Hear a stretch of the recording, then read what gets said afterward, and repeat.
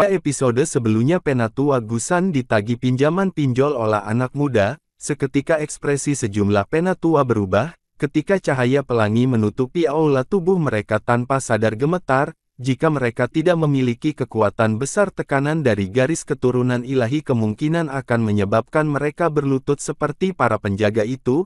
Beberapa tetua tertawa getir, siapa lagi di klan Gu selain Sun Er yang memiliki tekanan garis keturunan seperti itu. Sosok cantik perlahan berjalan ke aula besar di bawah mata banyak orang, cahaya pelangi menyebar dari alisnya. Sun Er sembunyikan dulu tato klan Penatua Tong Sun menghela nafas tanpa daya, dia melirik Penatua Gusan yang ekspresinya agak jelek ketika dia berbicara. Setelah mendengar kata-kata Penatua Tong Suan, cahaya pelangi yang dipancarkan dari antara alisnya secara bertahap melemah. Dia berjalan ke sisi meja rapat, kemarahan melonjak di dalam matanya yang cantik. Dia tahu bahwa orang-orang ini pasti tidak akan menerima Xiao Yan, meskipun dia telah menunjukkan kekuatan yang sangat hebat. Orang-orang ini masih tidak bisa menahannya untuk diam-diam. Sun Er, kamu adalah anggota klan Gu, pikirkan lebih banyak untuk klan Gu ketika Anda bertindak. Wajah Gusan tenggelam ketika dia mencoba menegurnya.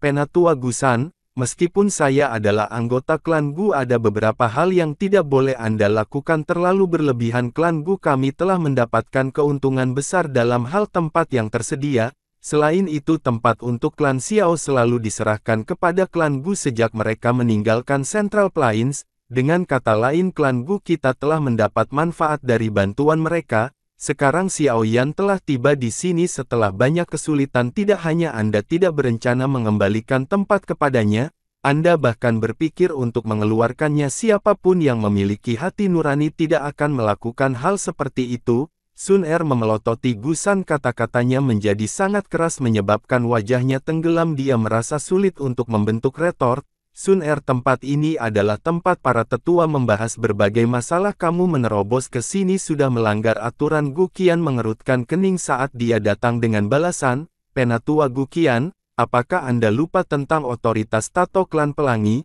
Sun Er dengan dingin menuntut. Gu Qian kaget ketika mendengar ini, dia langsung merasa sedikit pahit. Menurut aturan klan Gu, setiap anggota klan yang memiliki tato klan pelangi akan dapat melampaui sebagian besar tetua dalam hal posisi. Memasuki ruang rapat ini tidak melanggar aturan apapun. Baiklah, berhenti berdebat. Penatua Tong Suan mengerutkan alisnya ketika dia akhirnya membuka mulutnya dan memerintahkannya. Memang sedikit berlebihan untuk mengecualikan Xiao Yan, tambahkan dia ke daftar nama untuk memasuki makam surgawi ini. Klan Gu kami telah memanfaatkan tempat klan Xiao selama bertahun-tahun, sekarang saatnya mengembalikan mereka. Selain itu, hanya satu Xiao Yan dari klan Xiao telah datang. Bahkan jika kita membiarkan dia memasuki makam surgawi, klan Gu kita masih memiliki 5 tempat. Ini sudah cukup bagus, semua orang tidak boleh terlalu memikirkannya. Penatua Tong Suan menyilangkan jari ketika suaranya yang tenang bergema di sekitar aula besar.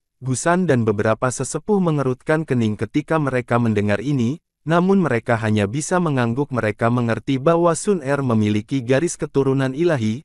Lupakan ayahnya yang menjadi kepala klan saat ini, hanya garis keturunan ini dan tato pelangi menyebabkan berat kata-katanya menjadi beberapa kali lebih berat. Bahkan sesepuh yang berpengalaman seperti mereka tidak bisa menegurnya. Karena tidak ada keberatan, kami akan memutuskan untuk melakukannya seperti ini. Makam surgawi akan dibuka. Sun Er minta Xiao Yan untuk bersiap untuk itu memasuki makam surgawi. Penatua Tong Suan berbicara. Sun Er sedikit mengangguk, dia membungkukkan badannya dengan sopan kepada semua penatua yang duduk. Setelah itu dia berbalik dan berjalan keluar dari aula besar. Di depan mata para penjaga di sekitarnya, cukup banyak tetua di aula saling memandang setelah melihat punggung Sun Er menghilang. Mereka tidak mengharapkan Sun Er yang biasanya tidak peduli dengan hal-hal seperti itu, untuk bertindak begitu tegas ketika menyangkut sesuatu yang berkaitan dengan Xiao Yan. Penatua Tong Suan, masih ada makam Xiao Suan di dalam makam surgawi. Orang-orang kami telah gagal memasuki tempat itu. Bahkan sekarang Gusan terdiam beberapa saat setelah Sun Er pergi sebelum tanpa sadar berbicara. Penatua Tong Suan tidak bisa menahan kening ketika dia mendengar kata-kata ini. Kalian semua seharusnya tidak memiliki pemikiran terhadap makam Xiao Suan mengingat kemampuan ilahi saat itu. Jika dia tidak ingin orang lain memasuki makamnya, maka bahkan kepala klan tidak akan memiliki kesempatan 50% untuk sukses jika dia mencoba masuk. Karena itu kamu tidak perlu menyia-nyiakan usahamu. Sebuah suara tua tiba-tiba muncul di aula besar sementara Penatua Tong Xuan mengerutkan keningnya. Gusan dengan bijak menutup mulutnya ketika dia mendengar suara ini karena bahkan orang ini telah berbicara. Dia hanya bisa berhenti memikirkan tentang makam Xiao Xuan. Baiklah, mari kita singkirkan klan Gu. Baru-baru ini mengundang sejumlah ahli. Kalian semua harus lebih memperhatikan, jangan biarkan mereka mengganggu warga keturunan klan Gu. Banyak penatua dengan hormat menjawab ketika mereka mendengar kata-kata ini. Setelah itu mereka perlahan berdiri dan meninggalkan aula satu demi satu. Penatua Tong Xuan duduk di kursinya. Dia menyaksikan aula besar ini dengan cepat kosong sebelum menghela nafas. Bagaimana pemimpin klan dan yang lainnya memandang Xiao Yan. Ruang di kursi di samping meja rapat menjadi terdistorsi setelah kata-kata Penatua Tong Xuan terdengar. Seorang lelaki berjubah abu-abu perlahan muncul. Dia menjawab dengan lemah, dia akan menjadi besar. Penatua Tong Xuan mengangkat alisnya. Jelas tidak mudah untuk mendapatkan orang tua ini dengan harapan yang sangat tinggi untuk mengucapkan kata-kata ini. Bagaimana dengan giok dewa kuno dia tuh? Berdasarkan dugaan kami, kemungkinan besar giok dewa kuno berada di tangan Xiao Yan. Akan agak menyusahkan jika hal ini akhirnya diambil oleh klan Hun.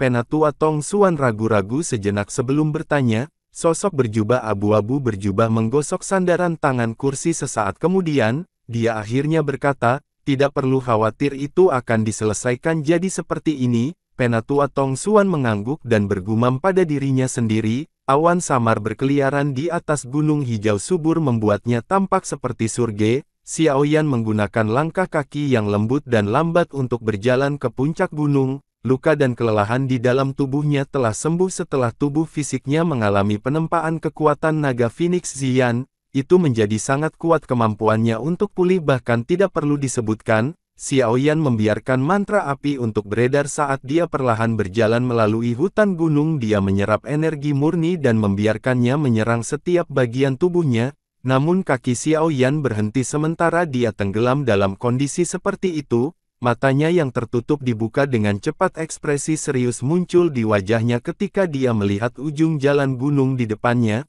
Sesosok berdiri dengan tangan di belakang punggung. Di tempat itu kejutan muncul di mata Xiao Yan ketika dia melihat ke belakang. Dari indranya orang ini bahkan tidak memiliki aura sedikit pun, seolah-olah orang ini bahkan ruang di mana dia berada tidak ada.